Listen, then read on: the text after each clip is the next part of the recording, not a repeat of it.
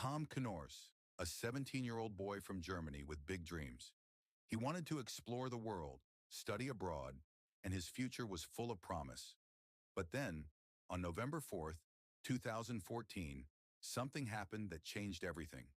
That day, Tom's brother received one final mysterious text message, the last sign of life from Tom. What followed was an accident that remains a mystery to this day. Who was responsible? What really happened? This case remains unsolved to this day.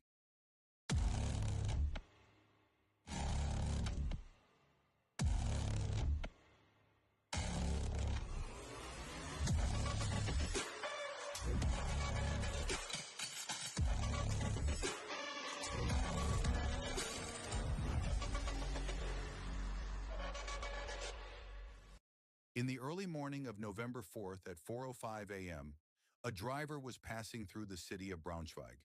He drove through an underpass, also known as the Graffiti Bridge.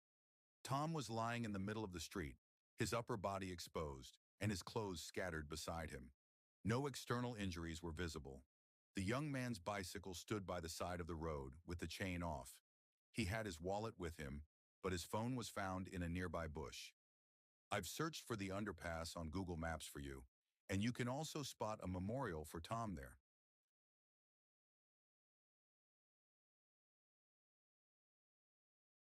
Just a few minutes earlier, at 3:58 a.m., he had sent a text to his brother, who lived in Berlin.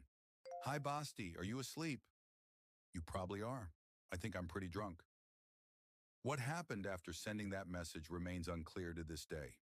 The 17-year-old Tom was unresponsive and was taken to the hospital.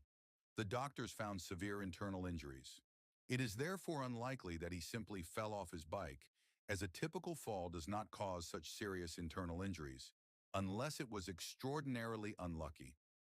At 11 a.m., Tom's parents received the devastating news that he would not survive his injuries. The police, however, are puzzled. Why was Tom found without clothes in November, lying in the street? Keep in mind that temperatures in Germany in November can easily drop to 4 degrees Celsius or even lower. What happened to him and who undressed him?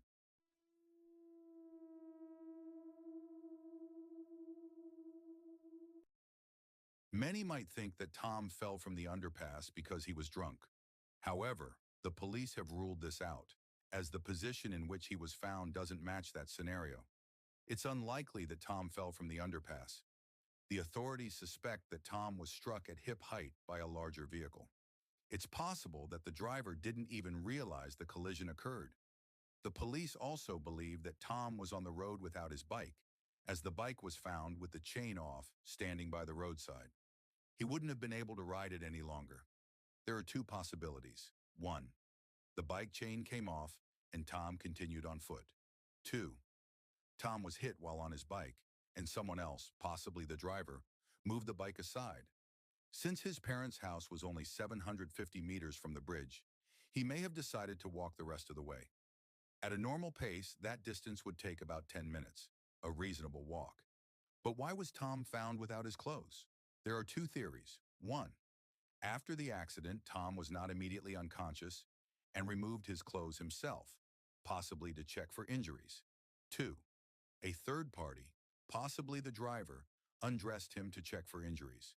The officers examined the scene and found both his phone and wallet. However, while his wallet was with him, his phone was found in a bush.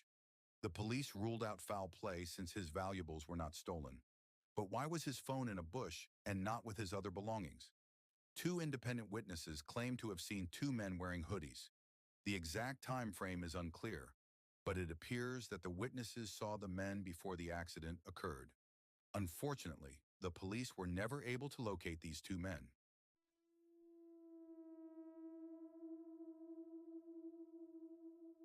At 3:46 a.m., just a few minutes before Tom was found, the alarm at a furniture store went off. Burglars had attempted to break into the store, but without success. Tom sent a text at 3:58 a.m. By 4:05 a.m., he was found unresponsive. This means the alarm was triggered at 3:46 a.m., and it's possible that the burglars were involved in the incident. The burglars would have had at least 12 minutes before they could have potentially hit Tom. This is entirely plausible, as it would take that time for them to leave the store, get into their vehicle, start it, and drive to the bridge.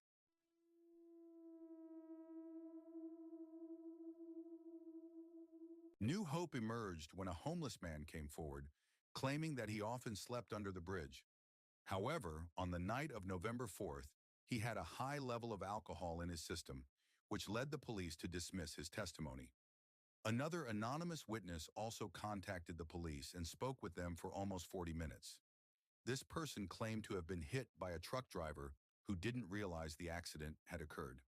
However, this lead didn't take the investigation any further, and the police were unable to track down the anonymous caller. This lead eventually went cold. In June 2015, the case was featured on the TV show Akten Zeichen XY. Following the broadcast, the police received two interesting witness reports. One caller claimed to have made a strange observation and provided information about a vehicle. Another caller reported seeing a damaged car. Despite these leads, the police discovered that the first caller was a confused individual who had likely provided false information. The second lead was also investigated, but it was revealed that the vehicle owner had been involved in an accident long before November 4th. As a result, the police were once again back to square one.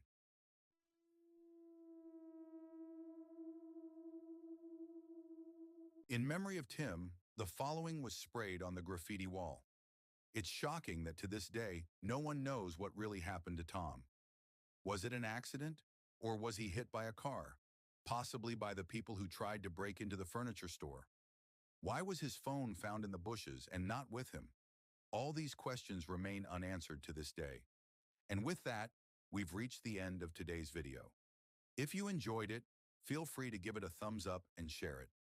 If you've watched all the way through, I want to thank you for your support. Let me know in the comments what you think about this case. See you next time, and take care.